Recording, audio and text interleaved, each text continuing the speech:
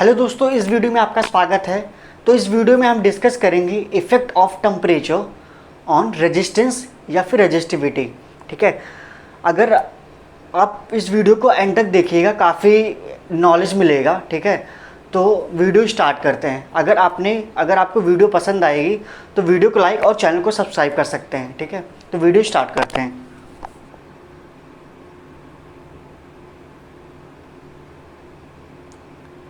Effect of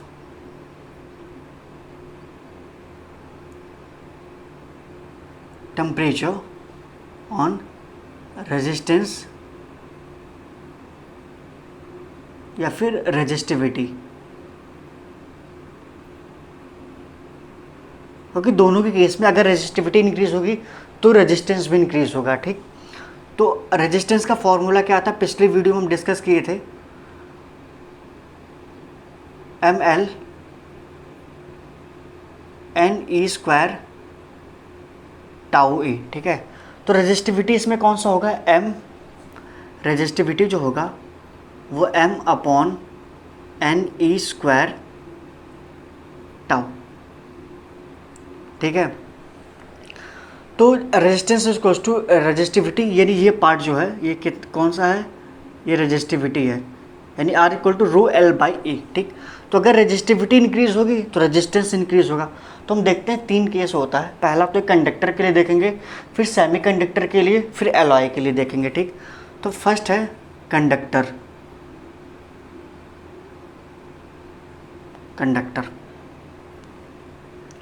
conductor में क्या होता है, जब हम टेम्परेचर को इंक्रीज करेंगे, ठीक है, जब हम टेम्परेचर को इंक्रीज करेंगे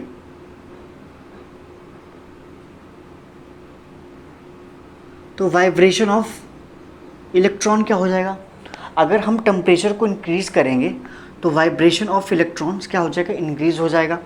अगर वाइब्रेशन ऑफ इलेक्ट्रॉन इंक्रीज हो जाएगा तो कोलिजन क्या हो जाएगा, कोलिजन क्या हो जाएगा, इंक्रीज हो जाएगा। अगर कोलिजन इंक्रीज हो जाएगा तो relaxation time, average relaxation time वो क्या हो जाएगा, वो डिक्रीज़ हो जाएगा, यानी टाउ जो है वो डिक्रीज़ हो जाएगा।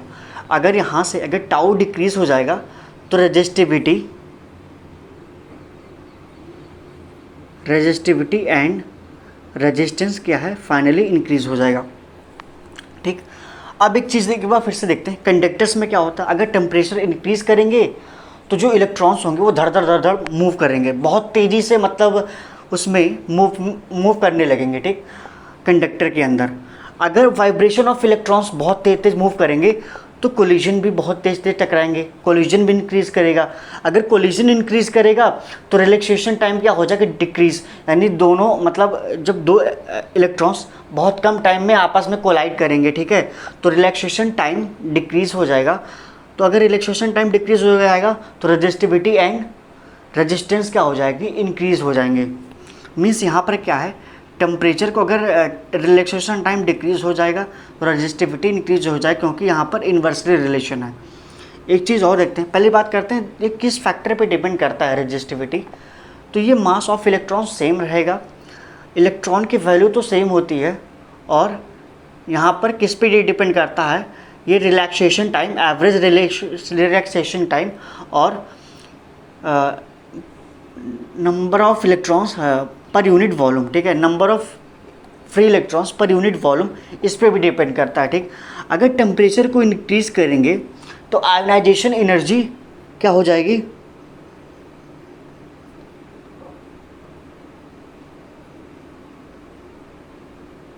आयोनाइजेशन ऑफ इलेक्ट्रॉन्स क्या हो जाएगा, ये भी इंक्रीज़ हो जाएगा।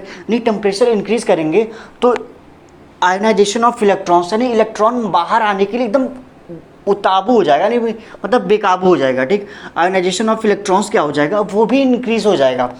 अगर आयोनाइजेशन ऑफ इलेक्ट्रॉन्स अगर ये इंक्रीज़ हुआ तो फाइनली रेजिस्टिविटी क्या हो जाएगी, रेजिस्टेंस या फिर रेजिस्टिविटी जो है वो डिक्रीज़ हो जाएगी। अब यहाँ तो बड़ा डाउट आ रहा होगा, एक केस में ये 2 फैक्टर पे डिपेंड था, एन पे और टाउ पे, टी पे। ठीक है, टाउ एक केस में तो वो डिक्रीज़ हो रहा है, सॉरी यहाँ पर रो रहेगा, ठीक है। एक केस में तो वो डिक्रीज़ हो रहा है, एक केस में तो वो इंक्रीज़ हो रहा है।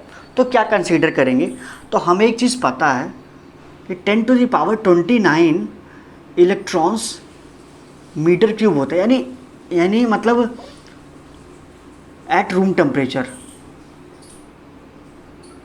यानी रूम टेम्परेचर पे इतने फ्री इलेक्ट्रॉन्स होते हैं 1 मीटर क्यूब में। ये तो बहुत ज़्यादा हो गया, मतलब करोड़ लाख कितना ऊपर हो जाएगा, 10⁻29, ठीक है, at room temperature, at room temperature, ठीक है।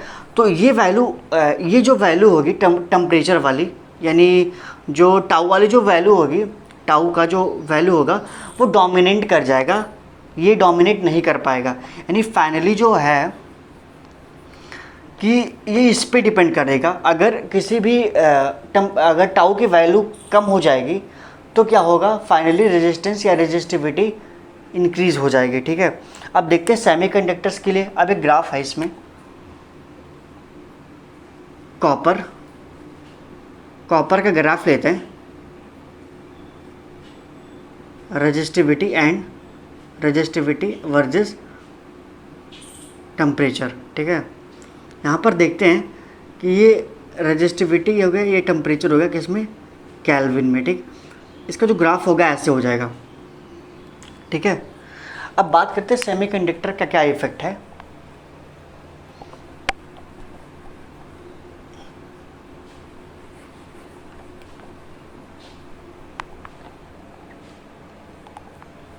अब देखते हैं सेमीकंडक्टर।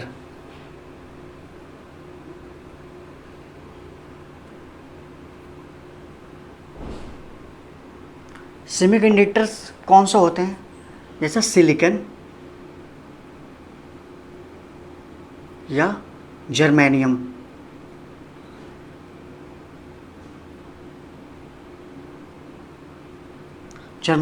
ठीक है। तो यहाँ पर क्या होगा, यहाँ पर भी वही कंडीशन होगा, टेम्परेचर इंक्रीज करेंगे तो कोलिजन इंक्रीज होगा तो टाउ डिक्रीज हो जाएगा, तो रेजिस्टेंस, यानी टेम्परेचर इंक्रीज करेंगे तो टाउ डिक्रीज हो जाएगा। अगर टाउ डिक्रीज हो जाएगा तो रेजिस्टेंस या फिर रेजिस्टिविटी का जो वैल्यू होगा वो इंक्रीज हो जाएगा, ठीक। टेम्परेचर इंक्रीज करने पर इसमें देखें तो आयोनाइजेशन ऑफ इलेक्ट्रॉन,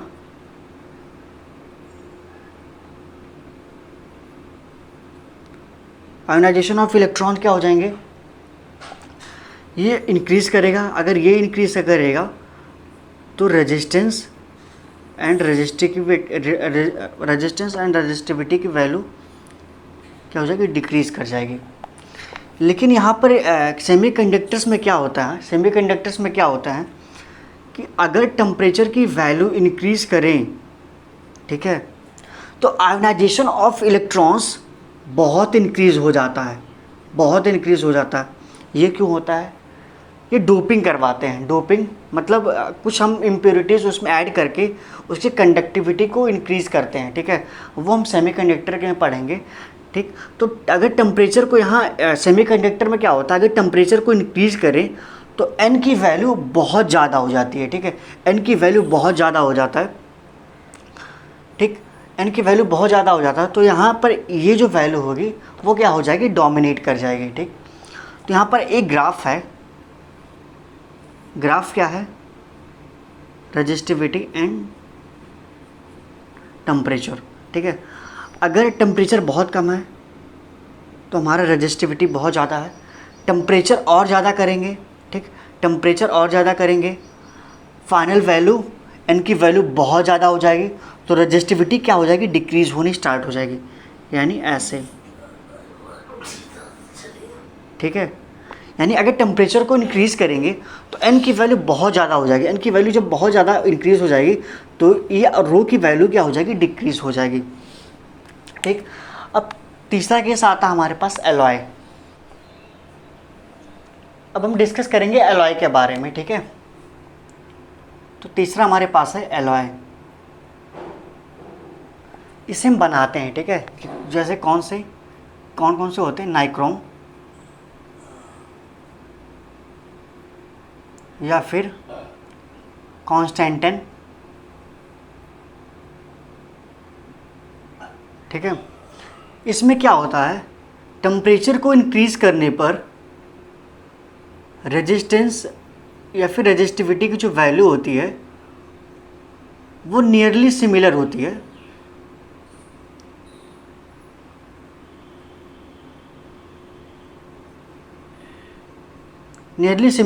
यानी इसमें टेम्परेचर की वैल्यू अगर इंक्रीज़ करें तो रेजिस्टेंस और रेजिस्टिविटी की जो वैल्यू होगी वो नियरली सिमिलर होती है। ऐसा क्यों होता है? जैसे हम लैब में प्रैक्टिकल कर रहे हैं, ठीक है। अब कोई वायर है हमारे पास, उसमें हम थोड़ा सा भी टेम्परेचर दे दिए, ठीक, तो उसका क्या हो जाएगा, रेजिस्टेंस चेंज हो जाएगा। फिर उसमें हम कैलकुलेट करें, थोड़ा सा और दे दिए, थोड़ा सा और टेम्परेचर दे दिए, फिर उसका रेजिस्टेंस चेंज होगा, रेजिस्टिविटी चेंज हो जाएगा। तो उसको लैब वगैरह में एक्सपेरिमेंट करने के लिए एलॉय का यूज़ करते हैं ताकि उसकी जो रेजिस्टेंस की वैल्यू है वो चेंज ना हो, सिमिलर रहो, हाँ, पूरे उसमें, ठीक है। तो इसमें ग्राफ है, उसके बारे में भी देखते हैं। ये रेजिस्टिविटी या टेम्परेचर केल्विन में, ठीक है। तो इसका जो ग्राफ होगा वो ऐसे होगा, मतलब हल्का, ये तो बना होता है मेटल से ही बनता है ये, तो मेटल की वजह से हल्का सा, मतलब हल्का सा इंक्रीज करेगा, हल्का सा ऐसे ऐसे, ठीक है। अब हम देखते हैं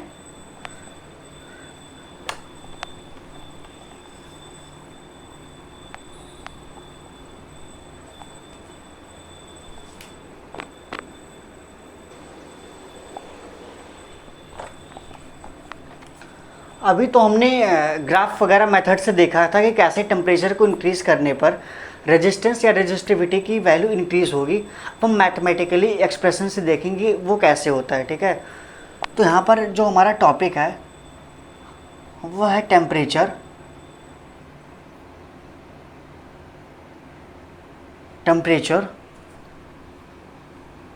ऑफ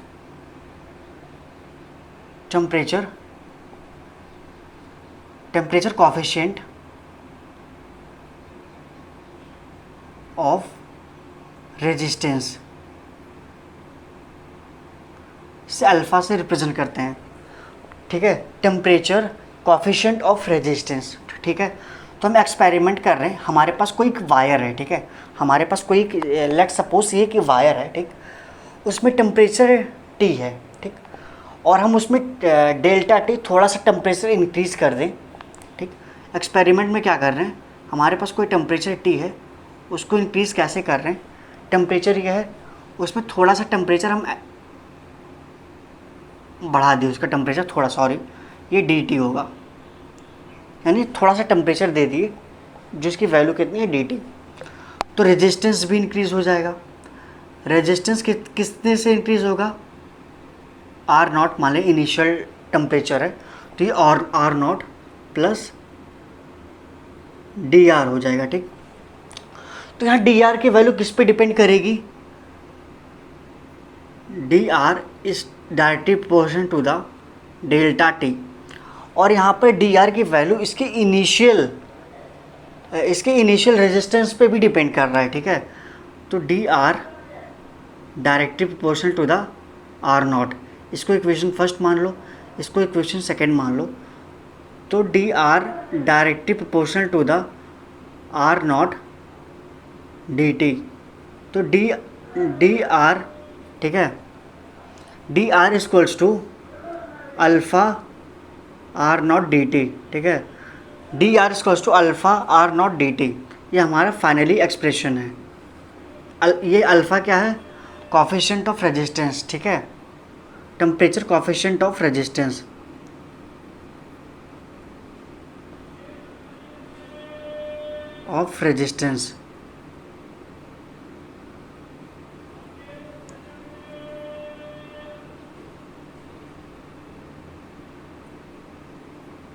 ठीक है, टेम्परेचर कोफिशिएंट ऑफ रेजिस्टेंस, ठीक है।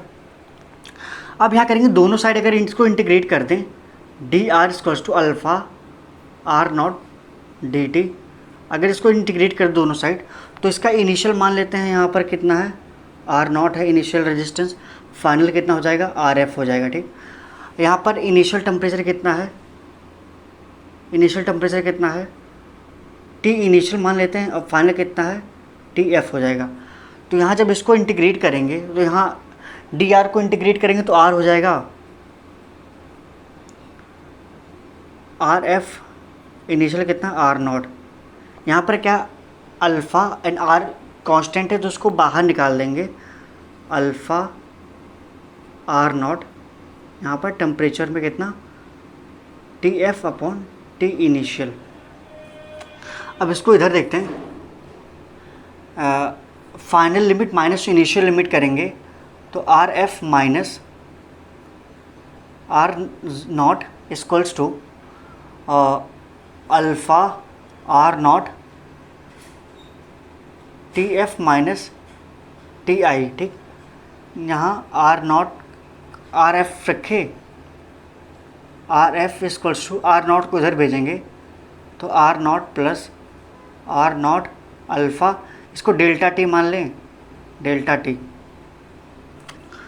तो आर एफ की जो वैल्यू हो जाएगी यहाँ पर कितनी हो जाएगी, R naught 1 plus alpha delta T, क्योंकि आर नॉट यहाँ से कॉमन ले लिए हैं। ठीक, आर नॉट क्या होता है, रेजिस्टेंस, रेजिस्टेंस फाइनल क्या हो जाएगा, R rho F L by A equals to R nought, तो rho nought L by A 1 plus alpha delta T, 1 plus alpha delta T. ठीक, तो ये से ये कैंसिल हो जाएगा, तो rho F equals to rho nought 1 plus alpha delta T.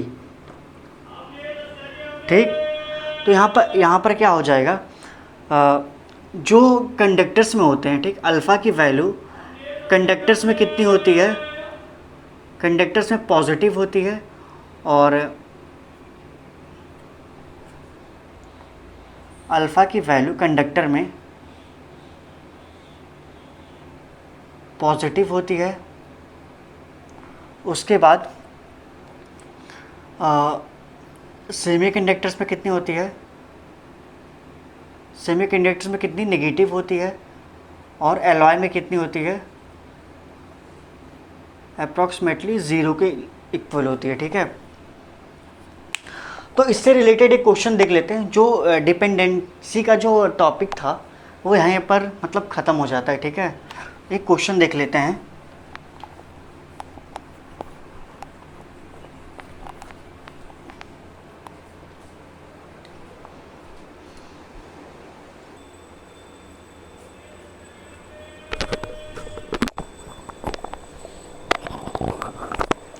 तो हमारे पास एक क्वेश्चन है, a platinum wire has resistance of 10 ohm at 0 degree Celsius and 20 ohm at 273 degree Celsius, find the coefficient of resistance. Means coefficient of resistance क्या पूछ रहा है, ये alpha पूछ रहा है। ठीक है, ठीक, तो हमारे पास जो रिलेशन हमने अभी डिस्कस किया है वो क्या है, R final equals to R naught 1 plus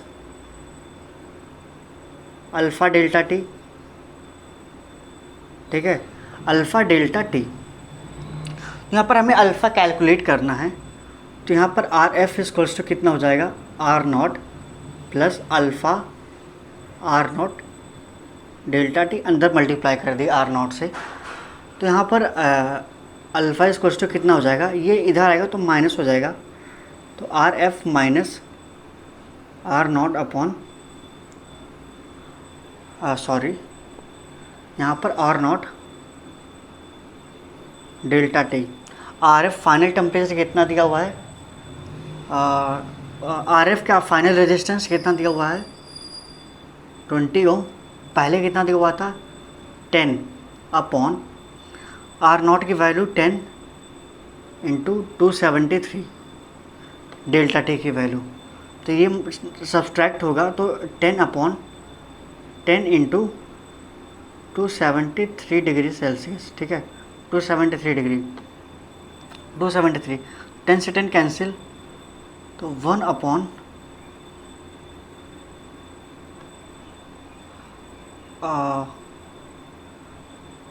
1/273। ठीक, तो पहले इसका ओम यूनिट क्या होगा, ओम अपॉन ये, इसका ये भी ओम है तो ओम इंटू डेल्टा टी का कैल्विन, या डिग्री सेल्सियस में है तो यहाँ सेल्सियस ही रहने देते हैं। ठीक, तो ओम से ओम कैंसिल, तो 1/सेल्सियस। ठीक है, यानी इसका जो यूनिट होगा फाइनल 1/सेल्सियस। ठीक है, तो फिलहाल इस वीडियो में इतना ही। नेक्स्ट वीडियो में हम कॉम्बिनेशन ऑफ रेजिस्टेंस के बारे में डिस्कस करेंगे। अगर आपको वीडियो पसंद आई हो तो वीडियो को लाइक और चैनल को सब्सक्राइब कर सकते हैं। Thank you so much.